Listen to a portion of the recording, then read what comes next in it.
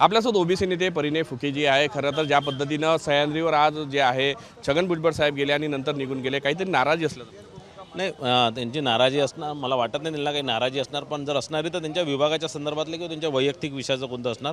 मला बिलकुल असं वाटत नाही की कालचा जो जी.आर.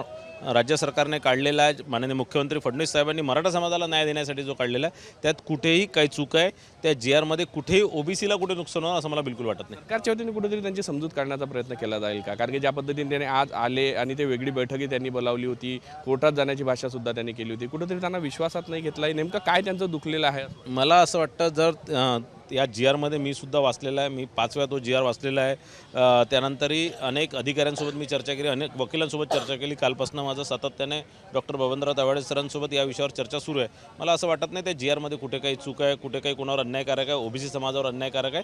मला वाटतं जर काही कन्फ्युजन असणार किंवा काही विरोधाभास असणार भुजबळ साहेबांचं किंवा कुठे त्या जी.आरच्या संदर्भात, मला असं वाटतं त्यांनी मुख्यमंत्री साहेबांसोबत चर्चा करावी, निश्चितच त्यात मार्ग निघणार। ओबीसी नेते विजय वडेट्टीवार किंवा काँग्रेस नेते यांनी टीका केलेली आहे। कुठेतरी दोन्ही समाजाची दिशाभूल किंवा फसवणूक करण्याचं काम जे आहे ते सरकार या सगळ्या माध्यमातून जी.आरच्या माध्यमातून करताना असंच त्यातून दिसून येतं। बघा, असं आहे की विजय वडेट्टीवार असणार किंवा काँग्रेस पक्ष असणार फार दुपट्टी भूमिका ते करतात आहे।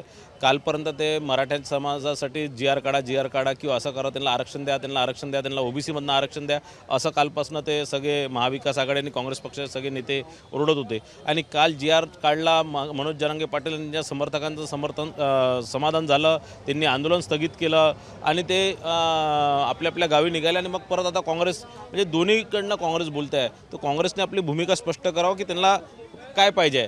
कालपर्यंत ते म्हणत होते की मराठा समाजाला तुम्ही ओबीसीमध्ये आरक्षण द्या, आणि आज ते उलटं म्हणत आहे। मला असं वाटतं काँग्रेस पक्षच ओबीसी समाजामध्ये आणि मराठा समाजामध्ये तीळ निर्माणाचं भांडण लावण्याचं काम करत आहे। 6 तारखेला त्यांनी बैठक बोलावली आहे विदर्भाची, आणि नंतर 8 तारखेला मुंबईला सुद्धा बैठक बोलावली आहे। कोणी आता ते त्यांचं काम करतील ना, ते बैठक बोलवतील, काय करतील, पण त्यांच्या हातात काही नाही। ते सरकारमध्ये होते, स्वतः ओबीसीचे मंत्री होते, त्यांनी त्यावेळेस काही केलं नाही आहे। काँग्रेसचं सरकार इतक्या वर्ष होतं, 40 वर्ष महाराष्ट्रामध्ये सातत्याने काँग्रेस सरकार होतं। काँग्रेसने अनेक मराठा मुख्यमंत्री दिले, अनेक मराठा संस्थानिक उभे केले, पण त्यामध्ये कुठे मराठा समाजाला न्याय दिला? साधारण गरीब मराठा समाज तरी वंचित राहिला, तर कुठे या लोकांनी न्याय दिला? तर आज ते सत्तेच्या बाहेर असताना त्यांनी जे आमच्यावर प्रश्न विचारले, त्यांनी त्यांच्या सत्तेच्या त्यांनी काय केलं हे निश्चितच त्यांना विचारलं गेलं पाहिजे। ओबीसीच्या खरं तर भेटीसाठी आले होते, त्यांचं उपोषण अजूनही सुरू आहे। जी.आर. नंतर त्यांनी एक प्रकारे जरी ओबीसीतून जरी दिसलं नाही असं जी.आरमध्ये पहिले दिसतंय, तरी कुठंतरी आमच्या मागण्या अजूनही शिल्लक आहे, त्यासाठी आम्ही आंदोलन सुरू आहे। नाही, असं आहे की निश्चितच आज पहिले तर कालच्या जी.आरच्या संदर्भात माझी चर्चा सुरूच होती।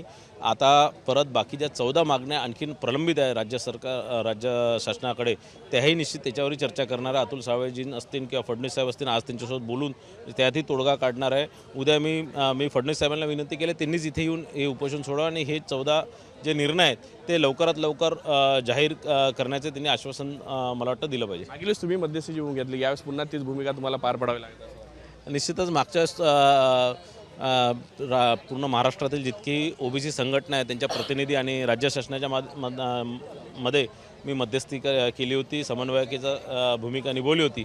यावेळी मला असं वाटतं की तीच भूमिका मला निभवावी लागते। लेखी आश्वासन सुद्धा मागितलं जाते का सरसकट दिलं जाणार नाही? अजूनही कुठेतरी शंका आहे या निर्णयाच्या? आता या निर्णयानंतर काय कुठे कोणाला शंका आहे? काहीच नाही। मागच्या जो शब्द माननीय फडणवीस साहेबांनी दिलं होतं, राज्य सरकारने जो शब्द दिला होता, तो शब्द पाळला। आणि म्हणून आम्ही यावेळेस भरभरून ओबीसी समाजाने भारतीय जनता पार्टी, फडणवीस साहेब आणि महायुतीला सगळ्यांना भरभरून मतदान केलं, सरकारमध्ये आले। आता आम्हाला वाटत नाही की ही ओबीसी सरकार आहे, ओबीसींच्या ताकदीवर उभी झालेली सरकार आहे। आणि मला असं वाटत नाही की कुठेही लक्ष्मण हाके यांनी असं म्हटलंय की ओबीसीचं आरक्षणच संपुष्टात येईल अशा पद्धतीचे हे जी.आर. आहे, त्यांनी जी.आरची या जी.आर. मला असं वाटतं लक्ष्मण हाकेजी त्यांचा अभ्यास चांगला आहे, त्यांनी हा जी.आर.